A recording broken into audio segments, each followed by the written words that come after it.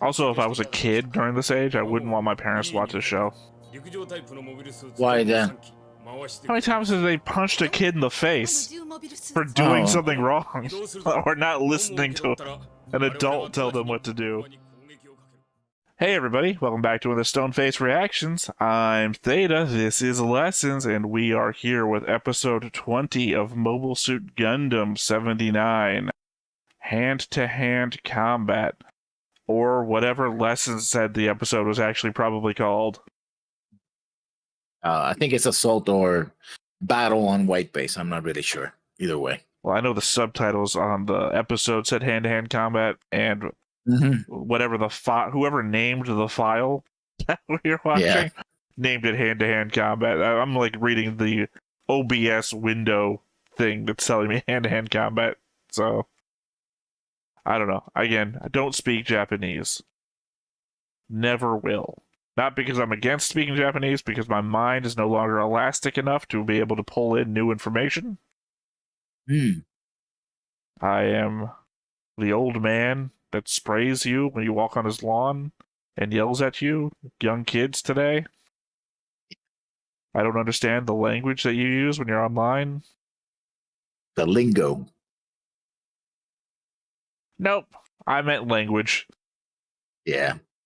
Anyway. You kids in your language. Now, what do you got? What are your thoughts about last episode? Last episode was pretty good. Well, that Frau basically was, oh, I'm just gonna get captured. I'm like, oh Jesus. I mean, I saw that coming because I seen this show, of course, but still, like, a reminder that while Frau is not a horrible character, often enough she's a doormat and just does stuff like you know, this is the second time she got jumped by somebody. The first time she almost got killed by Amuro himself, and you think she would be a little more careful. And she saw the what's her name? Saw the truck and like, maybe I should get off here and try to sneak or something. No, maybe the soldiers were on their ball and actually, you know, captured her. But still, it's a question I asked in the episode that never really got answered. Why did they bring the trucks with them? I think they were going to another location or something. Well, no, they stopped by the town. The Zaku and no, I'm not talking about when they were going to town. When they found the white base, right, and they get the Goof and the Zaku go running off towards. Well, sorry, the Goof goes flying off. I don't know what the hell. I don't remember if the Zaku flew or not. Yeah, but then the trucks follow them. No, he said, "Move away from us 5 kilometers." No, it actually says go in that direction 5 kilometers, but... Yeah, but they were not in the battle. We never saw the trucks in the battle, direction that the Goof flies off in, the trucks go in the same direction. Yeah, but since we don't see them later, I don't think they... Well, we wouldn't see them in the battle, because they don't have any weapons. They're like, they're literally just the transports when the Goof is laying down. So I'm like, why are the trucks going that way? I mean, they need to be nearby, because I guess... once the battle is over, they would have to go back to the trucks, I guess, to avoid wear and tear on the mobile suits. I don't know. That is dumb. That's how... No, I get what you're saying. Yeah, but I think threat assessment of your military hardware is more important than the wear and tear. I mean, threat assessment, the threat assessment of putting your trucks in harm's way, because they're not picking anything up if a stray round nails them. But I don't think they were. I mean, I get they were moving in the same direction, but since we don't see them later on, I don't think they were anywhere near. Because this is a TV show with a low animation budget. Because we don't know if we're going to get canceled or not. The answer may surprise you anyway. But my point is more so from the perspective of if they were, not if they are, if they were. Yeah. It's assuming, in my mind, they were going in the same direction, that they are going in the same direction.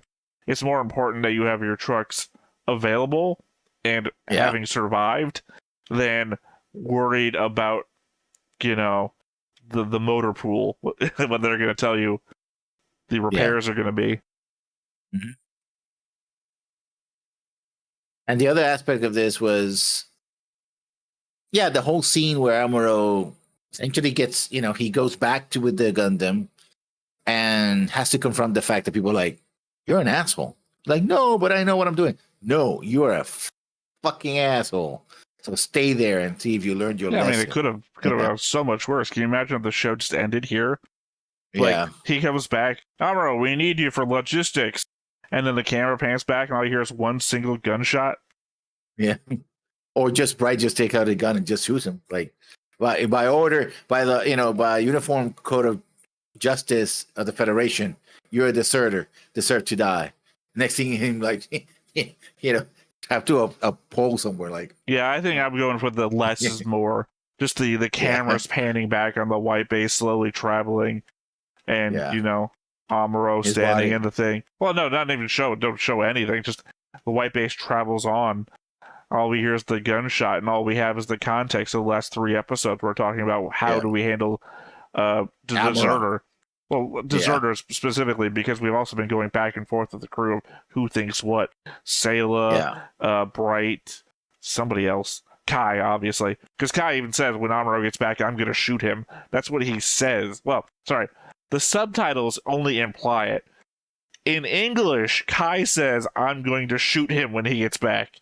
So, that's another difference in the English dub. Yeah. But, because we keep going back, it's Ryu, Fra. Mirai doesn't actually say that she supports Amuro, or just talking to Amuro when he gets back, but she's very clearly trying to talk to Bright about the things that Amuro is going through. Yeah. I assume and also, because she sides with anyone that sees her naked. She's also more supportive of Frau. She's the one that actually talks to Frau, like, Frau, don't do that. And she's like, okay. Oh, no, I'm so sorry. And she's like, don't do that again. I'm the only thing between you and a bullet.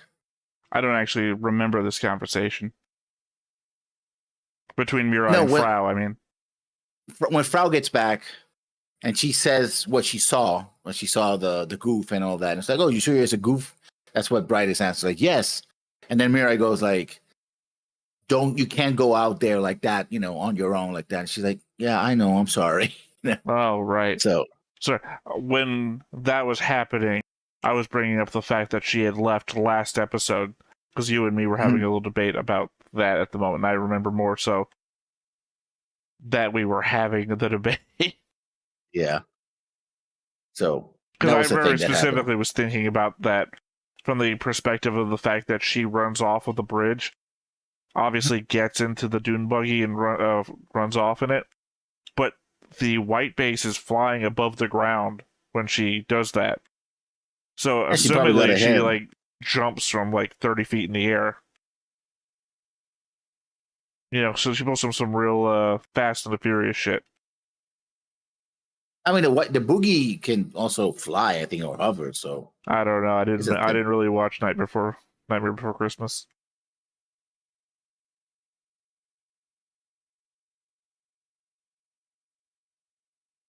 So that's that. And I mean, I like the fact that you have Amuro being conflicted. It's like, oh, I'm the only one who can do it, but I just been told that I'm an asshole. And this other guy told me that it was the Gundam, not me. But I got to defeat him because I'm the only one who can defeat him. I mean, it's not conflicted.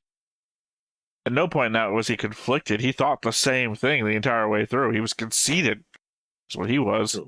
Conceited. That's actually how long it took me to figure out the word conceited was what I was looking for. It's like the C word. He wasn't conflicted. What was he? Self-obsessed? No. Absorbed? Self-absorbed? No. Those are S words. He is conceited. Self-absorbed also applies as well. Right. I just couldn't think of the word conceited. But because he never thinks that they're right. That would be if he was conflicted, he would at least entertain the thought, am I the asshole? But no, it's, you need me.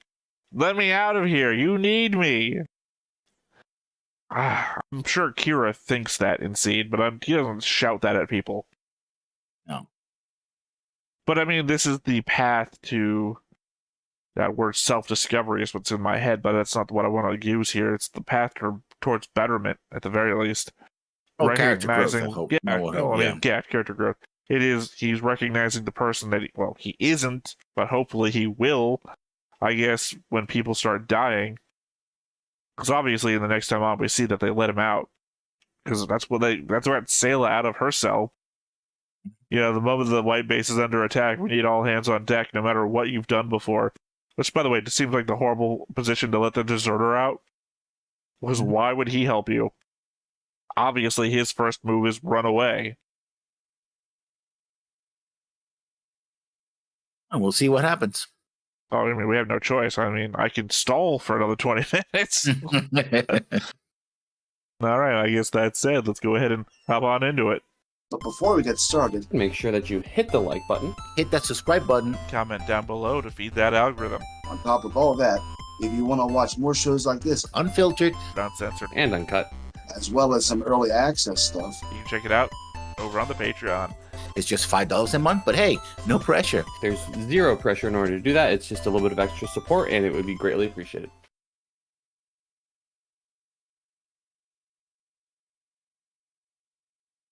So yeah, just as a recap, I'm predicting 3 named character deaths. I can't say that, the chef has a name. I'm predicting 3 second-tier character deaths. Well, because obviously Stetch is going to fucking die this episode. We all know that. Voice actor for Stetch knew that. You don't get a episode where they go, oh, next time people are going to die. I'm like, oh, am I going to get paid after this episode? Or I don't know how the voice actor guild sort of thing works over there in Japan. I don't think they do have a guild.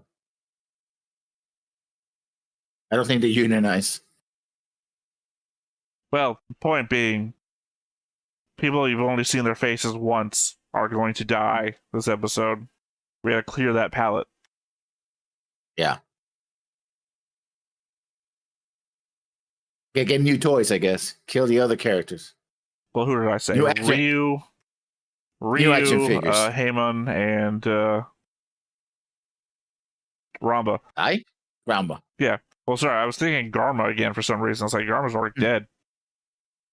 Also, I didn't predict Garma was going to die in the episode that Garma died in, except for the fact that I think it was named something to make you think Garma was going to die. Oh, look! This again! Yeah. By the way, did you know that the Gundam can form together in midair? I think I did. I think we really need the kids to know, otherwise, because I don't think we're selling enough of our 3-part Gundam figures. Which, by the way, I don't understand how this sells toys. This specific thing, I mean, because, like, unless you can, like, drop the Gundams in midair and they come together, I don't know how this is a thing. It's a whole, we have a toy with a lot of moving parts, and kids like to do that and try to, do that. Cool, Transformer figures are a thing right now.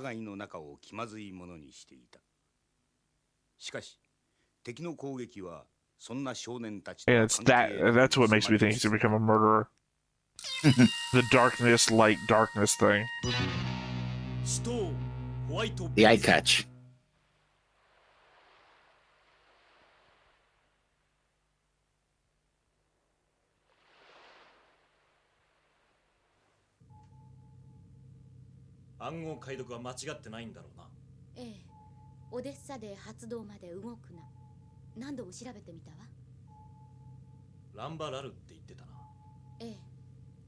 If only the old men could have been on the bridge today.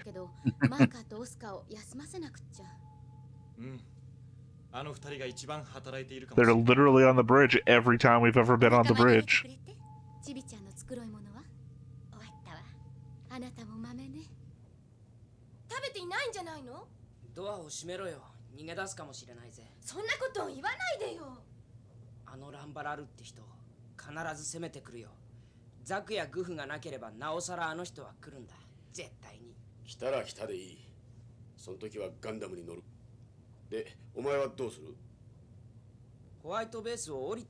Be locked in a cell.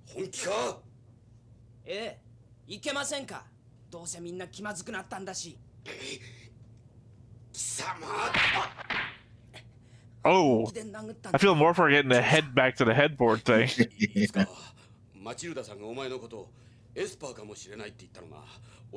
Sorry, did she? When was that said? I don't remember. I think like, we just felt like we were running out of time and started needing to drop words.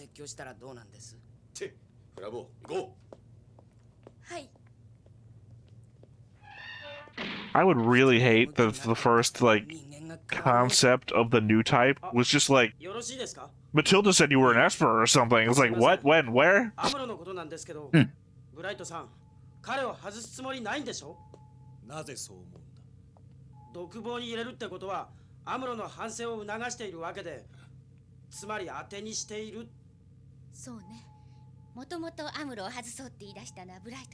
here in the military, we never got past putting people in the corner. ガンダムを持ってジオンに逃げたってよかったはずだ。それをしなかったのはなぜかと考えてみたのさ。そしたら望みが持てそうってのかい？ああ、アムロが帰ってきたのは一時的なホームシックみたいなもんさ。しかしな、あと一息だと思わんか。なあ、リュウ。アムロのことが、大丈夫だろう。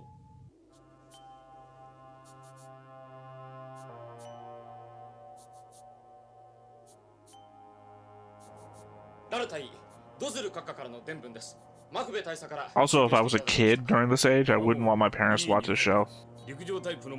Why then?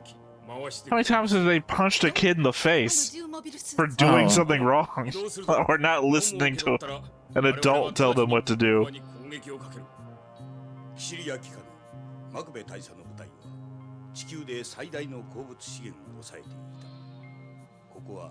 そのマクベの本拠地である。Those are big guns. I mean, as big as a 18-wheeler. Well, this is the barrels, and the whole gun is the whole mount is like 3 or 4 of them stacked together. You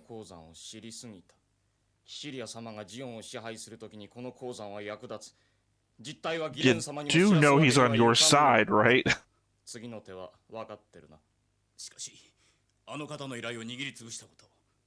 心配ない。ランバラルはそうは考えません。リュウ、起きて、リュウ、ハヤトたちが出て行ったのよ。何です、セイラさん。ハヤト、カイ、ハワード、マクシミリアンが出て行ったの。追いかけてくれて。Maximilian Genius? Oh no! To be fair, we already had Maximilian on the board. Yeah. He's a character from the Origin days. Yeah. See, if we had executed Amuro for desertion, the rest of the kids wouldn't have deserted. This is why we shoot people.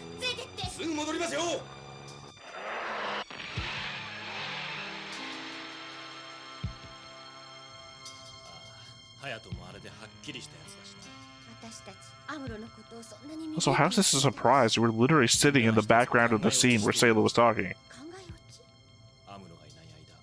記者としての僕はひどく不安だったってことさ。不安。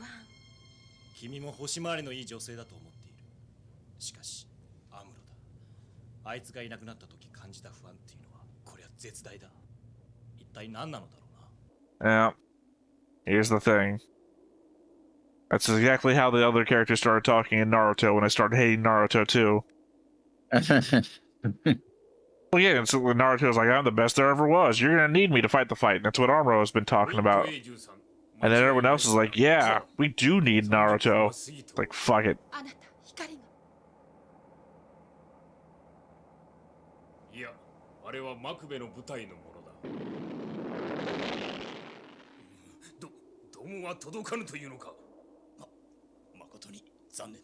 As it turns out, the Dom was weaved the whole time. 中央アジアに入る直前で補給船は撃破されてドムはいやこのランバラルたとえしてでも任務はやり遂げてみせるとマクベ殿にはお伝えくださいはご苦労でした There's a model we've seen already, isn't it? Yeah. Which one is it? What do you mean, the goof or the Dom? Yeah, the Dom. No, we haven't seen the Dom yet. It's another mobile suit, but we haven't seen the Dom yet. I know it's a mobile suit. just the osmosis of Gundam, I know that Dom is a mobile suit. Yeah. It's just like, have we seen it? Or is that the first time we're hearing it? No, this is the first time. 連中めやっと止まりやがって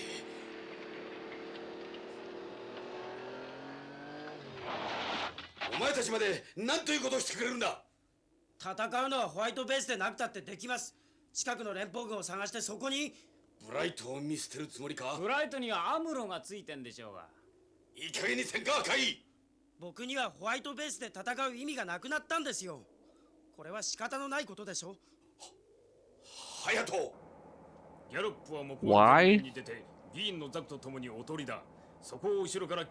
I feel that that Bright's forgiving essentially Amuro. It's like, oh, so it's all about Amuro now, you know, where, you know.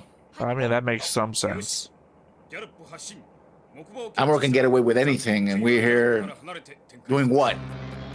Being cannon fodder for you assholes, right?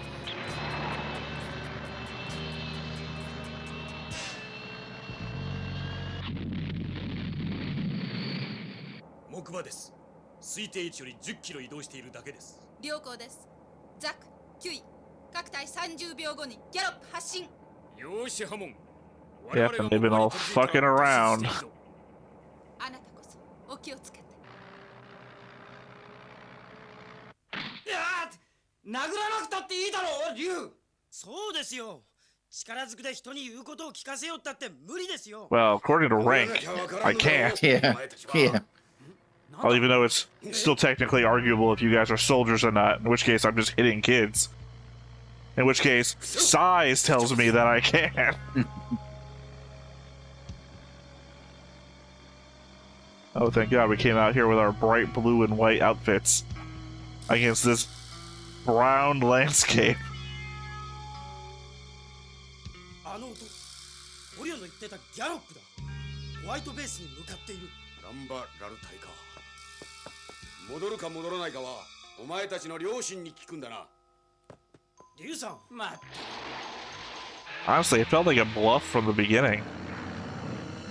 They don't have any supplies. They're in the middle of the fucking desert.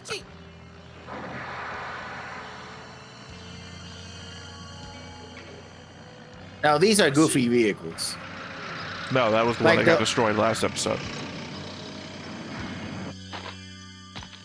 I mean, the whole penchant for the... Again, I keep calling out the whole penchant for the Zeon forces have these elevated mounts for some reason. They can be easily seen from orbit. 嫌に冷え込むじゃないか。カイさん。うん。しゃあねえな。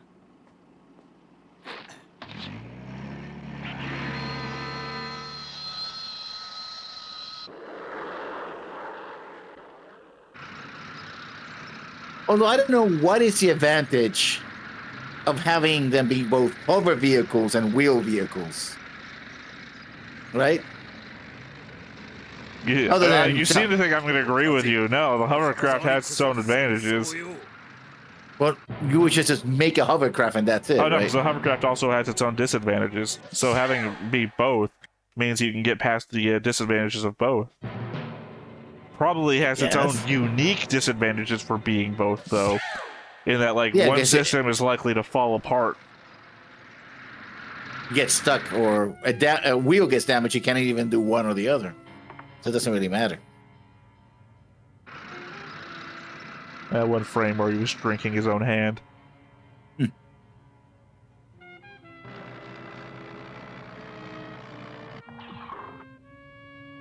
This is just that Monty Python scene. Running at the castle. Go back to Amuro one more time. Nope, nope, hang on. あの少年が白いモビルスーツガンダムのパイロット Well, conceivably, Ramba told you already. さてどう出てくるか Why do you think he's a nice boy? He literally had a gun drawn underneath his clothes. ここでは正確にわかりませんオスカーとマーカーを呼び出しているんですけど全部ミサイル用意未来メインエンジンパワー臨界急げエンジンスタート終了飛行再開まで1分20秒待ってくださいすいません寝坊しちゃって左右のビーム砲を開かせろ後ろのミサイルも敵は一機じゃないらしい了解ビームを開け。敵の計測に入ります。正面ギャロップらしきもの確認。山が邪魔で他のものが見つかりません。ホワイトベースのコードを取ってくれませんか。まだ無理だ。前方の監視カメラ開け。ギャロップです。射程距離に入ります。手法を撃て。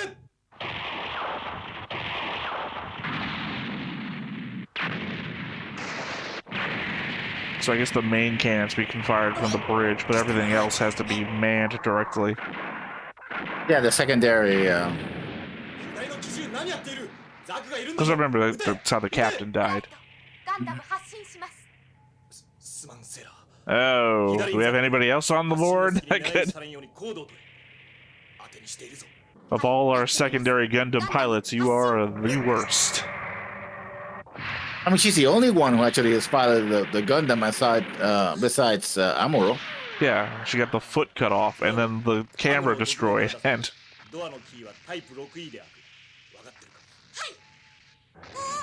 The kids, are the kids now manning the stations?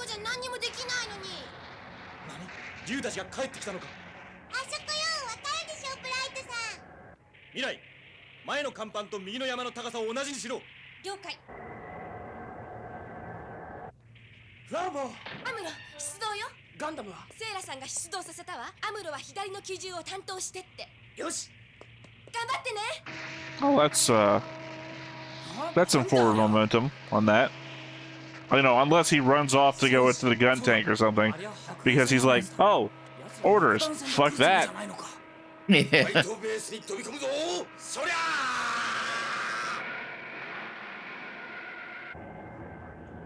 I would think Hope that you're taking the notes, hover ability. Armageddon.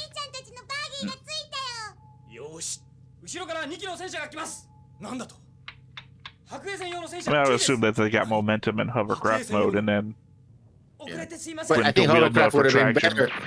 Though, well, I don't know. It could counterbalance the inertia, I guess.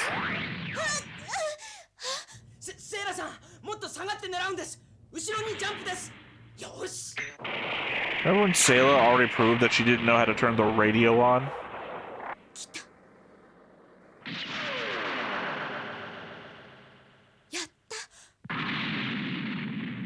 Or also the fact that Amuro was just shouting into the distance.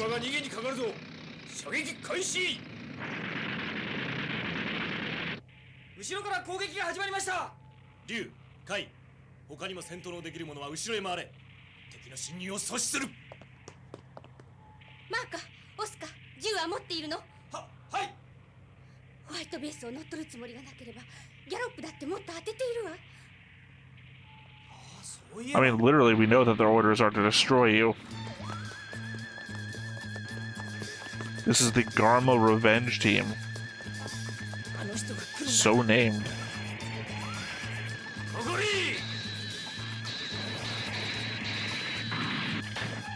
Like that last guy. Yeah.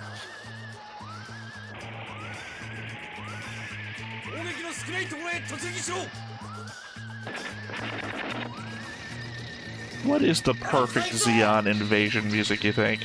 Theremin? Oh, that guy got off fine, so they just reused the animation. That guy didn't. Not Blonde. No, that wasn't John. Yeah. Job John. I think we were calling him John Job last time. John John. Yeah. Job John. John.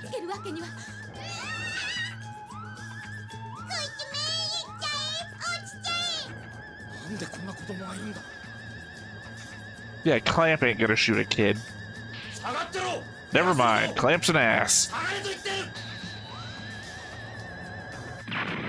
I legit thought Clamp was a better guy than he turned out to be. I also thought this bridge had, like, blast doors.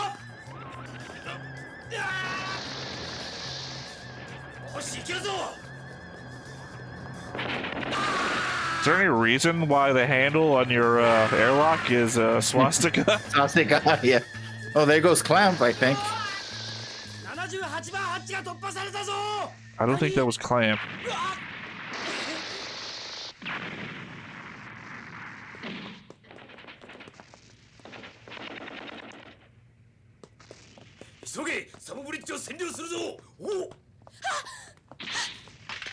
銃を持っていれば殺す。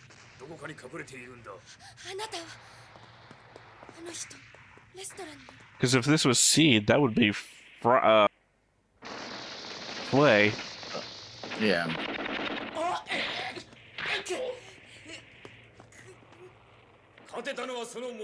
Well, now we know why this episode's called Hand to Hand, because we've used these guns mostly as melee instruments.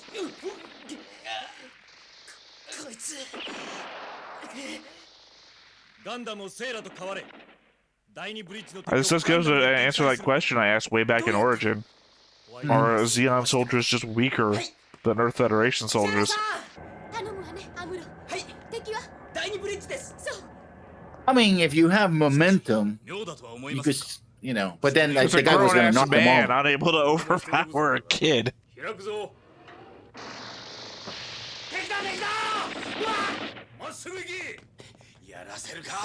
So far, the rule has been if you have black hair, you're fucked.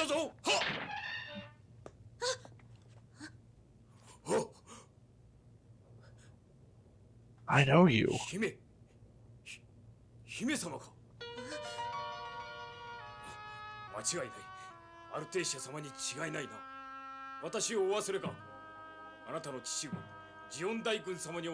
I saved your fucking cat.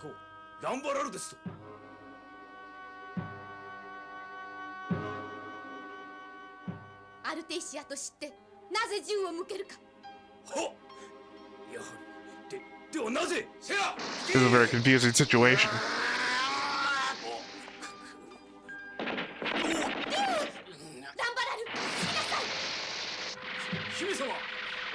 Don't tell me to stop it and point a gun at me.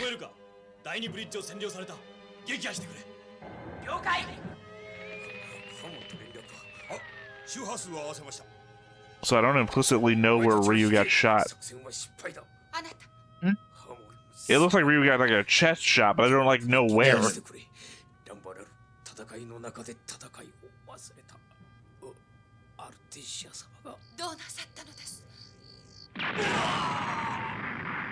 Oh, fucking targeted.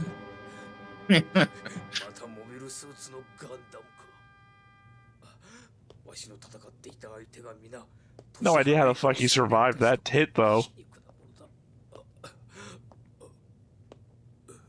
Well, you gotta give him his last, dying. Like that for Amuro, just here to watch, I guess.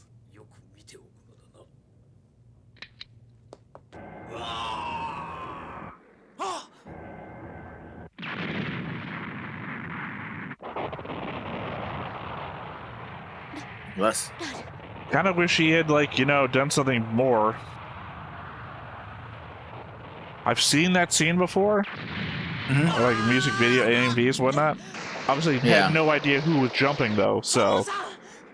Now I know.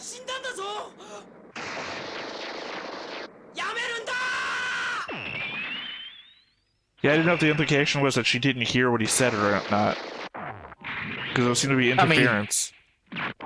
Or the fact that he's not in the same radio call that he is. Oh, I legit just thought she was dead. First, this is the first ejection that we have in the show. Technically, Ramba did the first ejection. I've seen them go. Yeah. No, because she was on the other end of the line, and it seemed like there was interference, so that she might not have heard what he said, so she doesn't know the Artesia thing. Yeah.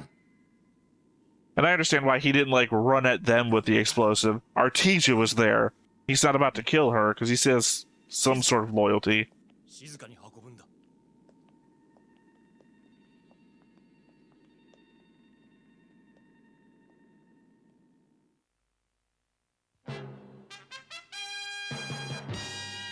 One gun salute.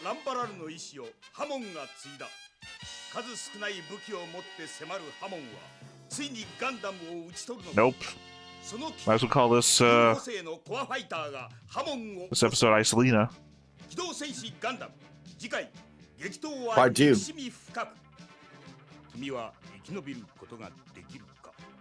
I was going to say Heyman loves something, and I couldn't remember what the Isolina episode the subtext of it was.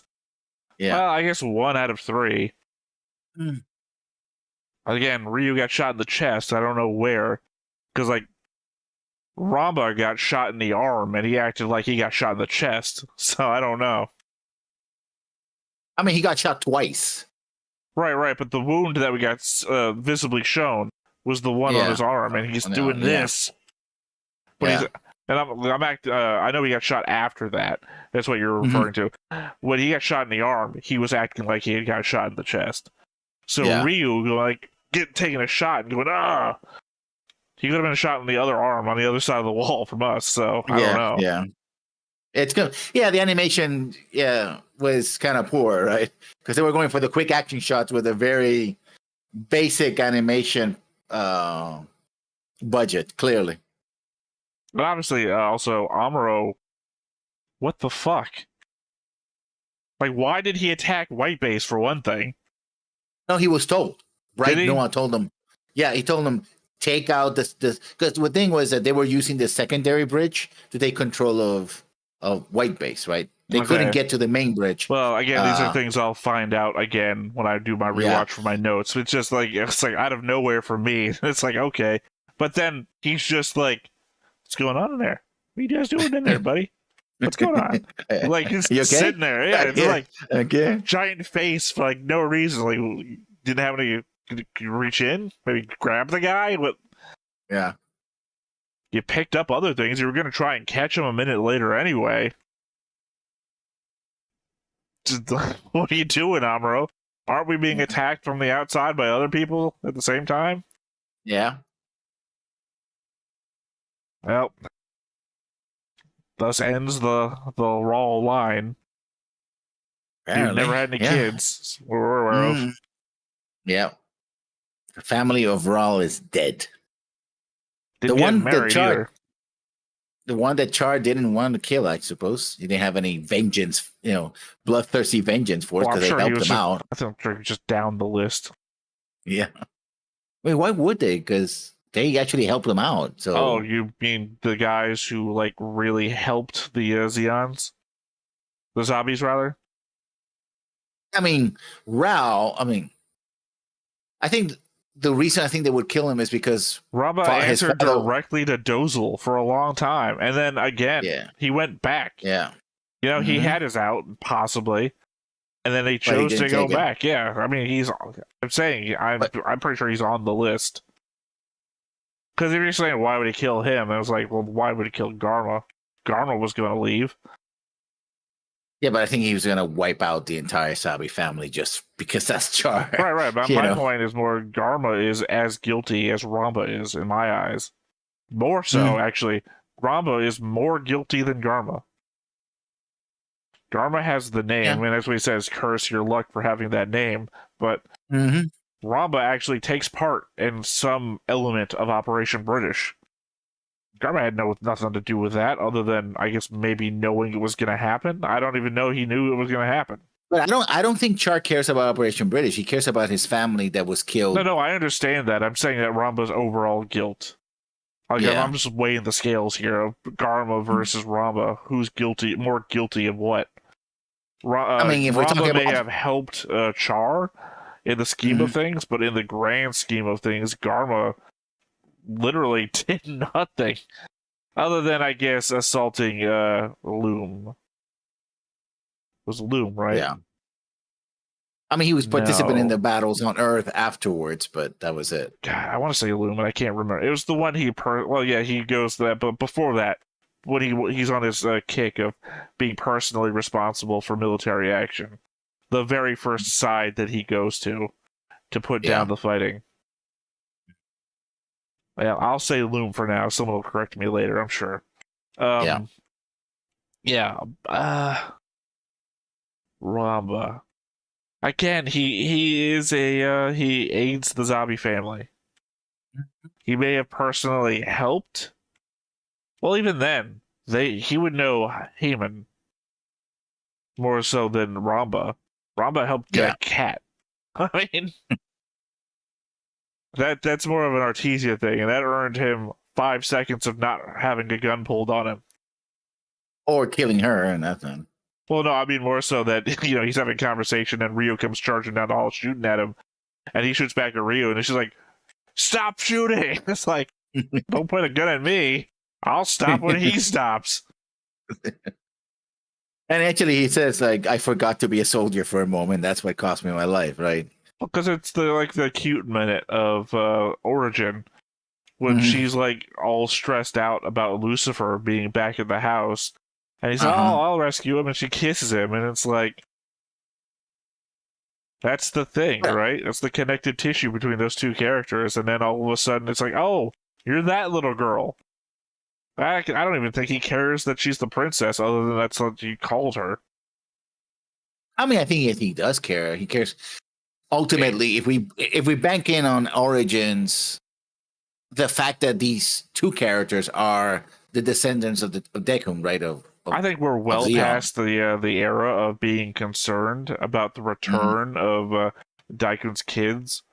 Yeah, like that is well past. I don't think anyone's gonna like, "Oh, you're him," and then or her. So I was thinking back to World's Greatest Detective. I mean, even it was weird for him because it's like, what was his thing? Like, his thing was like, maybe Char has a plan to put himself back into power. Like, other than that, I don't think anyone's like the level of involvement that would be taken to, like, it would be beyond Caecilia to like put these people back on the throne, as it were. So it's just like, also you would get rid of the throne because Deku wasn't about thrones, as far as I can tell. Yeah. Except for the one. Yeah, like it's beyond it. It's like calling her princess just felt like maybe an allusion to her being a small girl in his eyes. Maybe he calls little children princesses. Like if he had run across Kika, princess, you better get out of the way. Because they weren't actually royalty anyway. Calling her princess was weird to begin with. Yeah, I think it translates badly. I think more like lady. I guess, but again, now that Sion is a principality. But it wasn't when they were around, and there was no indication that Daikun wanted it to be. Yeah. So, like I said, it feels more like a cute thing to call a little girl, than anything else, because that's he immediately moves on to Artesia. As I reckon, again, like I said, I could see him calling Kika princess. Hey, princess, you probably want to get out of the hallway. Something like that. At the same time, I thought Clamp was going to be a good guy. Clamp was like the bartender who was like listening to everyone's troubles, and all of a sudden, oh, there's a little girl on the other side as well. Better clamp that C4 in, like my namesake. Yeah. Like, what the fuck, Clamp? I mean, he also disarmed Frau and says, I would have killed you if you had a gun. The gun that I just took from you. Otherwise, Well, that's what I'm saying. That reminds me of that scene in Seed, where Rao is going down the hall and there's Flay and just takes the gun from her. Again, I've mentioned 100 times now, Seed is just like random bits of this all put into like a blender and then so lay that part. So yeah, not what I thought would happen, but bits of it did. Like, again, we got the trident thing going into the gallop, and then Heyman being like illuminated by light, and it's like, oh, she's dead. That's clearly the light of an explosion going off. Quick, eject! Like, what? What? We've never done that before. I'm sure there's someone like, we have an ejection button? Yeah, that one. Oh, okay. Well, I mean, for me, it was a shock. For me, it was a shock because, one, they're illustrating her as though she's in the middle of an explosion. She's about to fucking die. My expectation was, albeit because of Seed, was that she was about to die. And then all of a sudden she gets away, and it's like, oh. It's interesting that she gets away, but my first thought is literally twice Lena. Because the episode, like, ends right there, and we're getting another Icelina, like, illustration of, she's gonna go try and get revenge.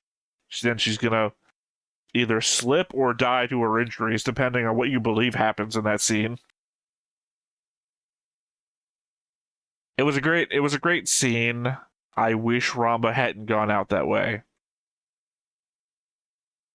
if I was going to do a rewrite, I would change Ramba and Kuzan's scenes a bit. Like, let him try to make an escape while from White Base, and then in that he can have a conversation with Sayla. Instead of Sayla like, oh, he's trying to escape, whatever. More time between them. I don't see any reason why they couldn't have had more time to talk. Yeah, I guess so. Granted, I get the idea here is that this is the first time we're getting alluded to that information. Like, well, it's a double down of previous information we got from Char, so we don't have that baggage from Origin that we have. It's not baggage, but you know what I'm talking about. I'm gonna. Yeah, but having that, I wish they could have had a little bit longer, especially knowing now that's Ramba's last moments. Really does that character an injustice to have him like die that way and not like have any payoff. I feel like none of his story got payoff.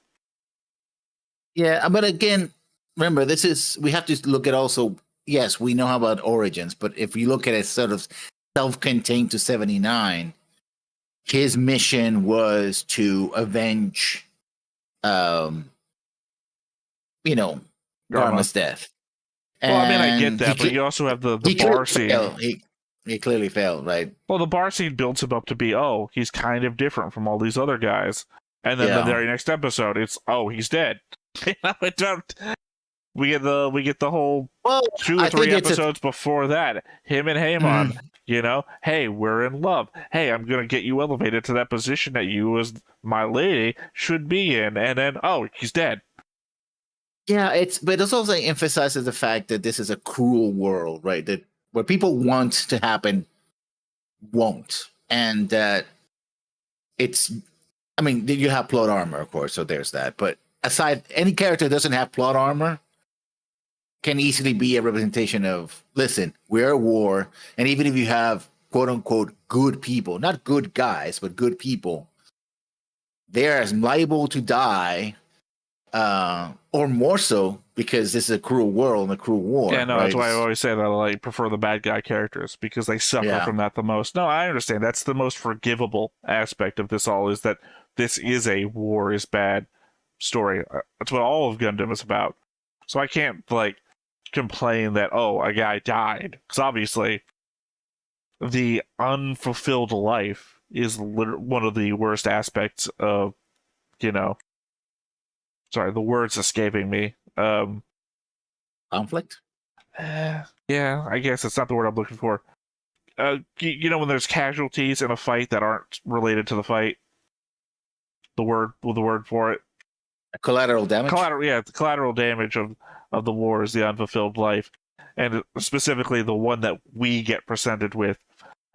Ramba had just enough screen time, as presented in Mobile Suit Gundam 79, to elaborate what he would have done had he been successful.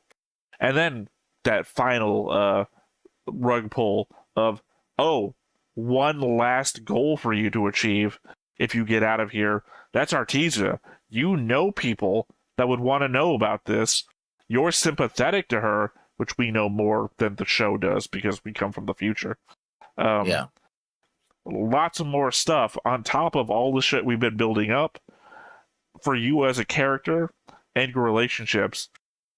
Yeah. Random bullet. I mean, it's not how he died, but, it's essentially the same thing. It could have just been a random bullet takes him out, because it would have had all of the same motif about it. Yeah. I think, in a way, that the fact that he jumped to his death and blew himself up, like, I'm going to die on my own. I wish he would have done something with lasting consequence. I don't know. I obviously have no idea what he could have done, because he's literally a dead-ended one. Behind him is the Gundam, which didn't prevent him from doing anything at all. But in front of him is guns and a person he doesn't want to kill. I mean, I don't know. Just something so somewhere down the line, the White Base suffers a malfunction due to something that he did, so that we can remember Ramba one last time. Even as an inconvenience. Like, god damn it, it's when that guy blew up in the engine room. Something like that. Because, at least one last chance. Because otherwise, what's it going to be? Sorry, I'm thinking now to Witch from Mercury. I think I mentioned this before. At the end of the first core, as it were, Suletta saves her girlfriend from a soldier that has a gun pointed at her by coming through a wall and literally hand stomping him into a mush. Yeah. Which shocks everybody. That now, what's the most that Ramba's going to be remembered for is that the Gundam tried to pick him up. Save him, yeah. Yeah, and now it's just going to be an exploded mess in the Gundam's hand. Which probably has to be rinsed out. They're in the middle of the desert, man. I don't know what they've got in the way of water reserves. Yeah. It's a lot. Yeah. It's a lot. I'm obviously going to have notes about this. I mean, maybe not. The least notes that I typically have in an episode are the action episodes because it's not a lot to take note of. Like this is what I was talking about, why I didn't make a comment in the first place, because talking about Ramba Rao alive in that bar scene, for example, only really has meaning based on what he does next, right? The fact that he could have killed Frau, he could have killed Amuro, right? Yeah, I mean, they could. Oh, these guys are spies, right? She's wearing an enemy uniform, but he let them go. Of course, he let them go because he wanted to find White Bay, so he's not completely stupid. He's like, oh, I'm going to let him go because I'm an honorable person. Sir, they could be going back to base. Yeah, sure, but she's a little girl. I don't care, right? You know. I will say I am disappointed in the bar scene. Mm-hmm. Only because of hype, I want to say. I never saw the bar scene, right? So this is just from the outside that I have seen people talk about the bar scene, specifically about this character that encounters the main character and proves that not all Zeon people are bad or whatever. And it's like, oh, okay, I'm going to see something to that effect. Yeah. No, like they offer to give him a meal and then let him go. It's like there wasn't anything to that scene. There's a comparable thing that I would bring up. Sadly, this was like 2 episodes before you started watching Fate with me. Called I think it's called the Grail Meeting, where literally 3 of the characters meet up together, the summons, and they just sit around drinking wine, discussing what it means to be a king, right? Obviously, you have like writer Alexander the Great saying that a king needs to be the epitome of all good and all evil. They need to be the person that people look up to. Saber, King Arthur, the king needs to sacrifice everything for their people. And I can't remember what Gilgamesh says, because all I can remember Gilgamesh for is being basically a glutton. Not a glutton. Yeah. Well, you know what I'm going for here. But they all have arguments against each other's styles of being a king, and there is a combat that happens at the end of the episode, but it's mainly a non-combat episode of 3 enemies sitting down and discussing what it means for them to be who they are and why their points of view cannot align with one another. And I'm kind of expecting something of that Amuro is going to encounter Ramba here, and we're going to have some sort of, this is who I am, and this is why I have to be this way due to my life choices, and I understand that you are this way, but you're a kid, you're still learning.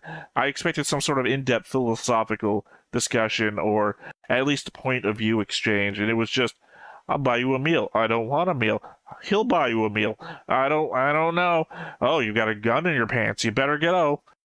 There wasn't much to it. It's like, why was this hyped to me? Again, I think it's more context after the fact, right? That first of all, yeah, it kind of proves that Ramba Rao is not malicious in what he operates, right? And we know that from Origins. He's willing to give his enemy, but he's even then, he's not the first one to give his enemy his due. We've seen other Zeon soldiers not be complete dicks, right? In fact, we've seen more Earth Force, like follow that young woman. It's like, oh, he's gonna attack her. It's like, no, I just want to make sure that they get safely, wherever they're going, right? So we've seen this, but now he's sort of a main character, right? He's been, a couple of episodes that he appeared enough that it's like, oh, he's a principal character, not the main character. So it's not just a random Zeon soldier. It's, I think it plays better when it's the random Xeon soldier more so than the named soldier, because the random Xeon soldier could be anybody. The faceless any man is a better indication of, hey, not all Xeons are bad, rather than the guy we've been focusing on, because then you get the whole main character motif thing going on, in which you're big man historying it. Like, you're too important, which means that you're no longer the perspective of the Xeon, you are your own perspective, which can be above and beyond what Xeon is. You just happen to be part of that faction as opposed to be representative of it, right? You can do whatever you want because you're, main character or principal character. I don't say main it's no difference if, say, Dozel had done a thing versus a random Xeon soldier. Dozel is too big to be considered a random point of view. And also McQueeve also kind of doing his own thing. Like, clearly he betrayed Rao, and Rao knows it, but he's not, he's loyal. His assistant literally calls it out for us in the backseats if we didn't understand. Oh, you're going to sabotage this thing. Yes, I'm sabotaging the thing. Thank you. If Cassilia has listening devices in the room, now she knows. Good job. I mean, I think it's important he says that he's doing it for Cassilia. Right. I was just being flippant. It's the why we say this out loud. Yeah, confirm the fact that, yes, we are on the side of the woman that could kill us at any moment. Yes, we're doing that. I mean, it's like one of those comedy sketches about buying drugs from a cop. I'm here to buy drugs. Drugs! It's like, what are you doing? I think also it's that is also an interesting thing because clearly Cassilia has her own plans. Like, when she rules Xeon. So that's what McQueeve said. He's like, when she rules, she's going to need I've these indicated minds. this before, that she's playing both sides. That's why I have a red line between her and, a white line between her and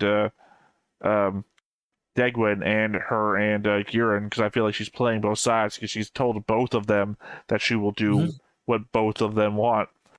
But I've also had a whole conversation about her when she brings the mask up over her face and when she doesn't, about when she's being duplicitous. Yeah.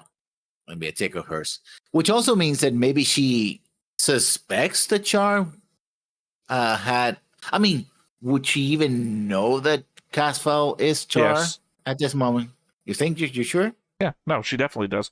Tachi thinks, and she works in Tachi's intelligence network. 2, she was there when Ramba and Hyman got Artesia and them off of the station, and she knows where that transport was going. She was also having them watched in the in Spain.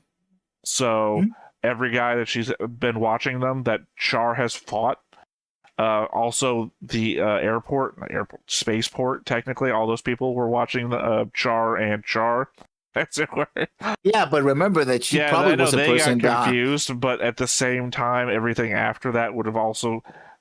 The fact that Tachi has information, and Tachi is in the intelligence community, specifically in the Caecilia network, means that he got the information from somewhere.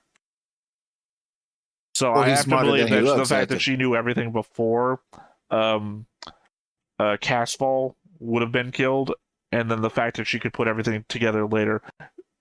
The world's greatest detective that I keep bringing up,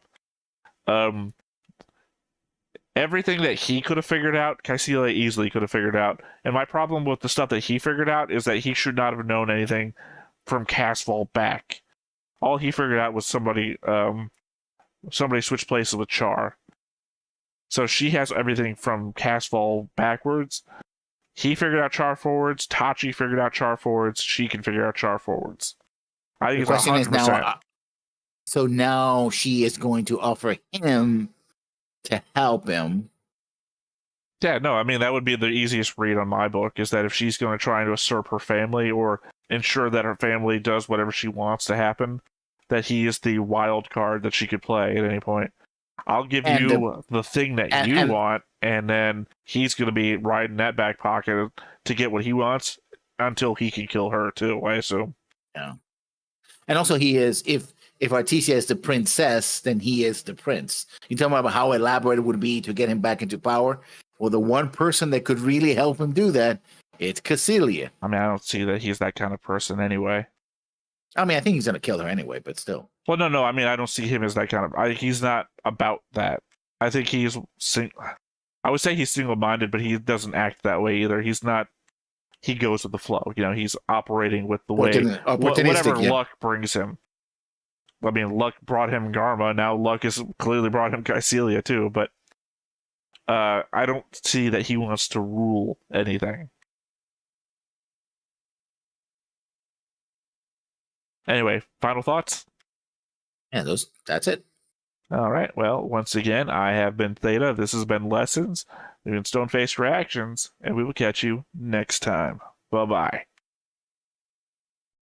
Hey everybody, thanks for watching another Stone-Faced Reactions. If you have an idea of another video we could go ahead and watch, go ahead and put it in the comments down below, and we'll add it to the wheel. Be sure to like, comment, and subscribe, and let us know what you thought about this video, what parts you liked. And until then, we'll see you next time. Is this too goofy?